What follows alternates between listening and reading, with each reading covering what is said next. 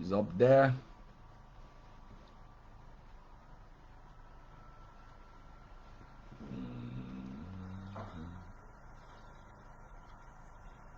Yes, believe that live now. Well, and good morning wherever you are. May be privileged to be watching this video from. It's a very beautiful day, and trust me, the beginning of another great week to go out there and deploy the best of you in order to make your day great, or whatever it is that is your dream, to make it happen.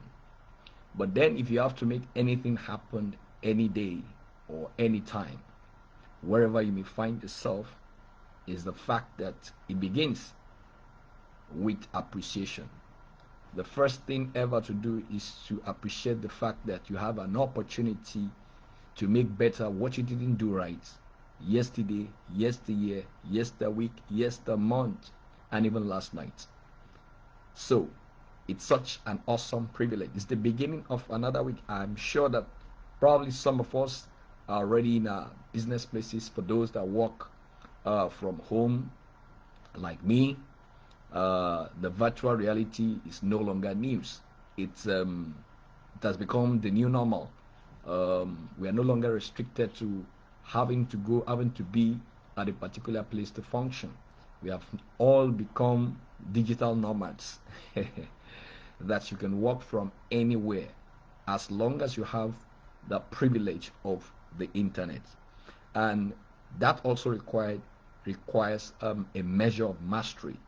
You must know how to use it, when to use it, for what to use it, whom you're targeting it for its use. So it's all about mastering your game. And today, in order to be able to soar your expertise in the marketplace, principally, you will always have to master your game. And it is no news that the moment you make a decision, your old way of thinking begins to fight you, begins to reject the new inputs. So you see, rejection is a common thing. It is not a plague. Before I go further, my name is Julius Afolabi, and if you have been following me on this street, I want to say a very big thank you to you for the following. And I'm sorry I didn't put up a post to having to create an alert that I will be coming on live. In fact, as a last night, late last night, I was live and I was talking about 6-power lexicon. If you want to know what exactly the 6-power lexicon is and how they affect your profitable productivity in the marketplace as a person and in your business and on the job, you could also just backtrack and listen to that video just last night. So my name is Julius Afolabi. I'm the senior business executive of Blameless Site Solutions Limited, which has two arms basically: the School of Business and Career Excellence and the Value Improvement Academy. I'm someone who has a special knack for improvement. I'm always thinking of a way of doing it better. Can't we just do it better? We can be better. We have the capacity to be better at all times. So that's why I'm passionate about methods that are compatible with our peculiarity. So, and in the marketplace, you know, the market is just an arrangement where exchange of value is permitted, exchange of value is created, exchange of opportunity that will command high price is created. So to a large extent, I help high net worth individuals and business owners, facilitators, and trainers to improve the value of their offering, their product, their sales, their profits, their income, their impact, their influence in a compatible manner. In what? A compatible manner, because human beings are diverse and we are configured differently in a peculiar way to be able to serve a group of people. So just like this particular post is about, this live session is about mastering your game At the same time, I want to look at an aspect of mastering your game in the marketplace. And there's always something that wants to kick back. I'm sure if you're in the office, today is a Monday, and normally some corporate organizations will have their Monday meeting in order to be able to set their week in order. It's a protocol of productivity to be able to, once in a week or in the beginning of the week, to be able to collate what exactly are your blueprint for achieving what your corporate objectives are, or the bottom line for that particular week, in consonance with the overall objective for the year. You know, every organization starts the year with a plan, with a target, and these targets are cascaded into different dimensions, which calls for our own expertise. The reason why you're engaged is because of your expertise. The reason why you're engaged is because there's something you need to contribute. But what happens in the process of trying to contribute your expertise, your knowledge, your intellect, your skills, and your competency? Sometimes you hit the rock. And that's what I'm about to talk about this particular morning. So I don't know who is live. If you're live with me, and you can just give me a like, or just say comment that you are there and you can hear me wherever you are. And the truth remains that whether you like it or not, you are going to come face to face with rejection. It's a normalcy. You can't take it away. You see, in life, the only people that don't have a problem are those in the cemetery. But you see, once you solve a particular problem, it creates another one. And that's why we can't run away from solving problems. And we're about to solve a particular problem with this particular live session. And if you stay with me till the end, I can assure you that you're going to get premium value, something that is going to catalyze whatever your results have been. It's going to change your game. So if you have to change your game, there must be a model. There must be something. So you see, one of the things, especially if you're in sales, whatever it takes that you do, whether you're in business, whether you're in a job, whether you are vocation, you provide services, or you have a product, you have to sell yourself, sell your product, sell your expertise. So selling is one thing that must be mastered. But in the process of selling, we have hurdles that we must consciously cross. There are hurdles that we must consciously cross. You see, when we hear the word rejection, normally it's very easy to have a negative flow or a negative interpretation of it. The rejection is actually a challenging, an instrument of challenge, even though some don't interpret it well. Rejection only hurts you when you are not interpreting it rightly. You see, you could make a suggestion. Someone once asked me and said, why is it that when you make a suggestion, it doesn't hit the rock? Many of the times, when you make your suggestions, they just pass it. So the young man was wondering how my ideas get passed like that, and then get approved like that. Now, that has to do with a measure of what? Analysis, the ability to be able to visualize what the problem is, the ability to be able to know what exactly the meeting is about. What is the problem that we're trying to solve? Now, how do I make my suggestion compatible with the solution desired? Can you get it now? So how do I make my suggestion compatible with the solution desired? Now, some people begin a particular thing.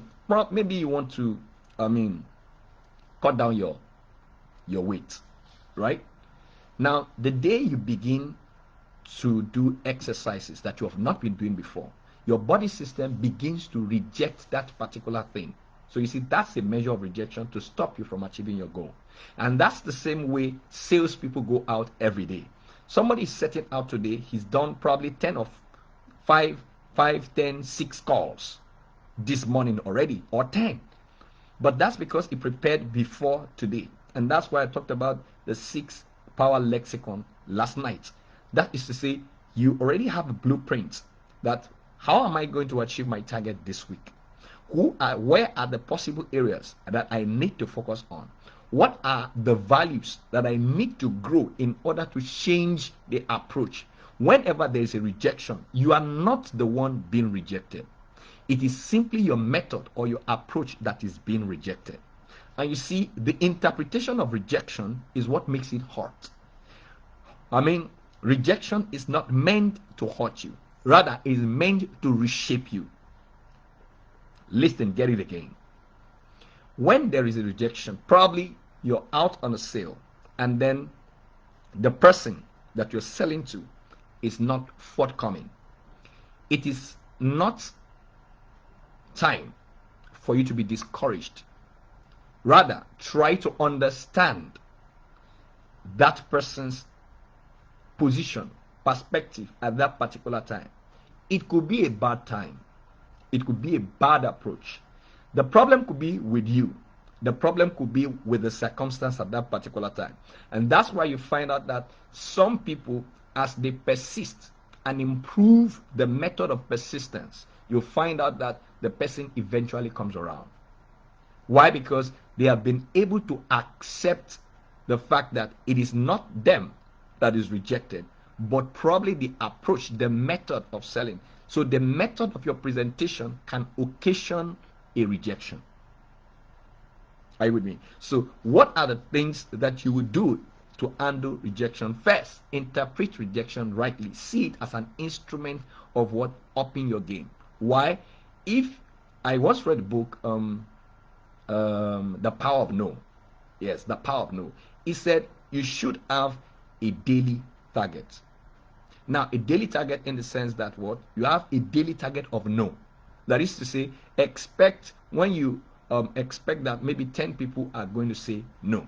Tomorrow, expect that 10 or 12 people are going to say 20% on last night or the previous attempts. So if you are able to talk to 20 people and you have your rejection ratio is 50%, okay, tomorrow expect that it will be what? 12%. Now, what does that mean? It means that you have to prospect more than what you did yesterday in order to be able to achieve that target of rejection. Now, it looks counterproductive. Now, but get it. Get it. The science behind it is that what? When your rejection increase, it drives you to go further. I can't afford to let what happened yesterday happen. So you go further. You prospect more in order to increase. As you increase your no, you are increasing your mastery of not getting a no. It looks very technical. These things have to do with your mind and how you see the results that you want. Let's take, for instance, as a husband or as a wife, probably you want to get something from your husband. It's possible that the first time you asked, he wasn't in a very good mood. It's not that he cannot afford to give you what you're asking for, but the time at which it is being asked, the moment, the circumstance is not permitting the acceptance of that particular suggestion or request. So each time you are asking for a sale, you are making a request, and the request should be based on what the person can afford. What the person can afford will be drawn from his own pain point, what he loves, what he desires, his own values. For instance, if you feel bad about other people's success, it means that you value material. Maybe somebody bought a Lamborghini around you and you're feeling, why is it not me? It shows that you value material success, right? That's exactly what it means. Now that means you need to edit that value in order to be able to accept and interact with people more. So like I said, a woman knows the right time. Why is it that our wives know the exact time to ask for a particular thing or to make a request? What are they doing? They simply do this. They prepare your best meal. For some people, it may not work for everybody, but there is a general rule that, okay, haven't treated somebody nicely. When you make a request, it's very difficult to say to get a no. That's to say you have studied, you have mastered what circumstance are going to let down the firewall of a rejection. Now, for instance, lady, probably you're looking forward to a relationship and then it's not forthcoming your way. Now you are not being rejected. You need to look at yourself. How am I approaching the relationship? What exactly are my values? Now, let me tell you, two things are involved. Rejection tells you that what you are being, that what you're given or your approach is not good enough or beyond what the person can take. When you're speaking above a person's understanding, they can't comprehend what you're offering, so they can't make a buy. There is no compelling reason for them to part with their hard-earned income. Likewise, if you are facilitating the subject, that's why people ask for what? The category of the audience. The category of the audience. What is the type of audience I am meeting? Who are they? So that you can structure your message to meet their thinking pattern. That is what compatibility. You are making the subject compatible to their reality. Now, they have a peculiarity. If I am teaching this rejection to young people of a lower age, I wouldn't be making this kind of illustration. As well as when I'm talking to executives about rejection, I wouldn't be speaking in this particular language. I'll rather tell a 5-year-old that when they say no, it means probably it isn't good for you at that particular time. Right? A time will come when you will get a yes for it. Now, when I'm talking to somebody that's just graduated, that, oh, probably you've submitted your CV across some other places and it has not been accepted. The question is, how was my resume formatted to be compatible with the demands of those particular things? Now, it's important for you to know that there are algorithms that have been prepared by organizations to reduce their effort and their cost to sieve out what? Electronic CVs. So there are particular words. For instance, if your email address is babyoku@gmail, the computer will interpret that as a junk and reject it, even though you were qualified. So you see that now. Now the same thing happens in a relationship. Now, if your temperaments are not compatible with what the other person values, you get a reject. It's not that you're not qualified, but that particular one stands as what? A reject. Now, finally, having let you know that rejection is only an instrument to challenge you to do more. And the fact that you are not the one rejected, it is your method, your approach that requires a refinement. You need to change your approach. Probably your timing was equally not right. Like I said before, that rejection means your approach is not good enough, or your approach is beyond what the person can understand. So you see, so if you're not getting a yes, it's either you need to do more, or you are doing beyond what you need to do. You need to calm down for you to get an acceptance. Then understand that rejection is normal. We will come in contact with it. It's just like problems. Every day problems are evolving. Every day problems are what? Are evolving. And for you to know that even the greatest salesmen encountered what? Rejection. If you look at the story of Jack Ma, I'm sure you know Jack Ma. Jack Ma was one person that was inspired by the degree of rejection that he got. He was rejected severally, that he got to a point that what? He made rejection what? A catalyst for his success. Out of 23 people, only him was rejected. You know, it can be very frustrating, but you must not let it beat you. That is it. You are not, by rejection, you are not refused. You are refused. When I mean that means fused. RE-FUSED, refused. The refuse is the refuser. Refuse means you are reconnected to go and rewind your method and replay it in a better version. So, if you're a person of faith like me, as I begin to round up. By the way,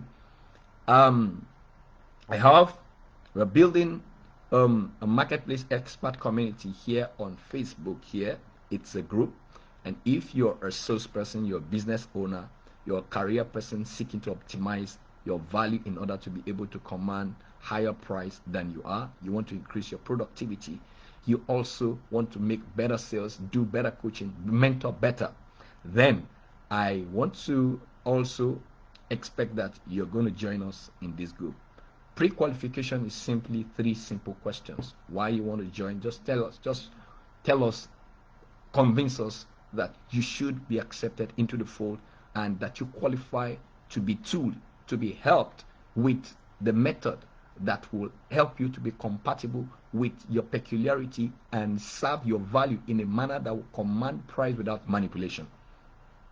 And so, like I was saying, if you're a person of faith like me, you will notice that Jesus Christ, who is the master salesman, was rejected. The Bible said in John chapter 1 from verse 11, it said he came to his own, but his own did not accept him. But what did he do? He created a model. He adopted a model. He said, if you get anywhere and serve them this value and offer this product and they reject the product, don't sulk about it. What do? You say, move on. What you should do? What? Recalibrate and move on. Dust your feet and go to the next person. That's exactly what he said. Don't sulk about it. Don't begin to reprimand yourself about it. If the message is good enough, move to the next person. Don't let the rejection in the first place stop you from moving to the next one. So if you're applying a particular method, you can be pursuing a particular thing and you're not getting the results that you're supposed to get, I want to implore you to pause, take a pause, and do what? And recalibrate. Don't sulk, don't feel bad. You are not the one rejected. It is the method or your approach that is rejected. That's how to handle what? Rejection. See it as a tool, as a catalyst to go and what? Recalibrate your method, to go and fine-tune your approach, to go and check the circumstance, to go and remodel and repackage. Just a little shift in how you say what you say can change a person's mind and occasion a buy for you instantly. As I round up, one lady was writing, she's a portfolio manager. Why she writes sales letters to be able to invite, to get clients to attend to. And at the time when she was coming up, there were quite a number of other male portfolio managers that were well accepted, and there was like a discrimination against women. So, and then what did she do? She simply, in the face of her newsletter, she used to have a photograph which shows that she was female and her name was female. So what did she do? She, the female part of her name, she used only the first letter. So if my name is Julius Afolabi, now you know Julius is a masculine name, right? And now maybe her name is Julia Afolabi. So she decided to change the name to what? Afolabi J, and removed her picture. And then repurpose the same content again. And you know what? The clients doubled. All the people that were rejecting her bought the same idea that they initially rejected. Now, what was the mental block in their head before? She was female. And then priority was given to male then. And because of that particular psychology, she couldn't get a sale. But the moment she tweaked a method, her sales jumped. So you can have that same testimony today. In some of my one-on-one sessions, I have been able to tweak methods that have increased conversion. It's about decision. It's about method. It's about making your solution compatible with the pain that the person wants to get solved. The priority pain. When the priority pain, when the solution is compatible with the priority pain, the priority dream, the priority improvement, the priority fear, then you find out that it's easy to command a sale. It's easy to command a rejection. Some ladies become victims because what they suffered in a particular relationship is what the other person is what using as an edge to get them. But the thing is that if they focus on that particular thing, it becomes a weakness. Especially if somebody has been observing from a distance that this is what this person wants. this is this person's first priority in this relationship, and she's not getting from this person, that's what the person will sell in order to be able to switch places. So you see, so your goals are not unattainable. Your method might be the problem. And that's why I said there is a way that seems right. In the best of your intelligence, you think it is right for you. But then the environment, the circumstances, the audience, the target are rejecting the best of your intelligence. And what that simply means is that what? It is not you, but rather what you are, how you are presenting that particular offer. The offer may be just good, but then the method of presentation can make it what? You can't sell gold in polythene bag. If it is that priceless, then we expect that it should be packaged. Now, the package does not sell, but it contributes to the degree of sale. To a level, the symbolic, substance of that packaging can give somebody an attraction. Then the quality will bring what? An attention. And then the experience will bring retention and repeat. So, I believe that a lot of value has been communicated in this particular session. I would like you to like this video. If you have any question, please feel free to ask me. And for now, let me check who. Oh, I'm seeing one of my Oga, my principal Oga here, Mr. Olatunde Akinwumi. Thank you very much for watching. Raben, wow, it's been a long time. My Oga at the top, Oga Matthew, thank you very much. He said, I'm really getting value. I'm glad that you're getting value.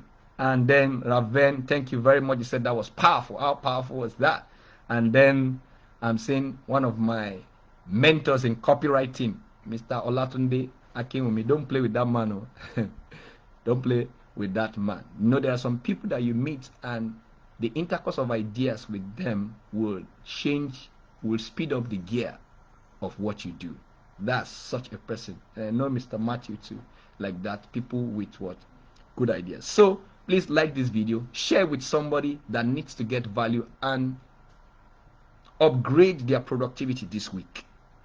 It is 5 days. You can calibrate the 5 days and decide that for every single rejection I get, I'll sit down to find out the value responsible for that particular rejection.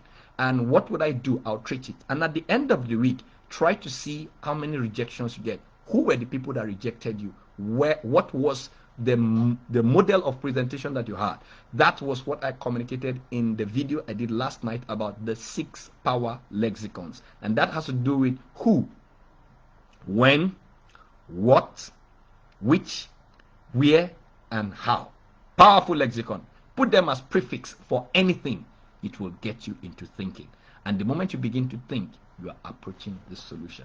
It's been a wonderful time. And don't forget, please join our community, the Marketplace Expert community. I'm sure we'll be coming live again with a lot of value for you in that particular group. So don't miss out and stay tuned. I'll henceforth be communicating when I'll be coming on live so that we can have a better audience. But I must say a very big thank you to everyone that has watched this far.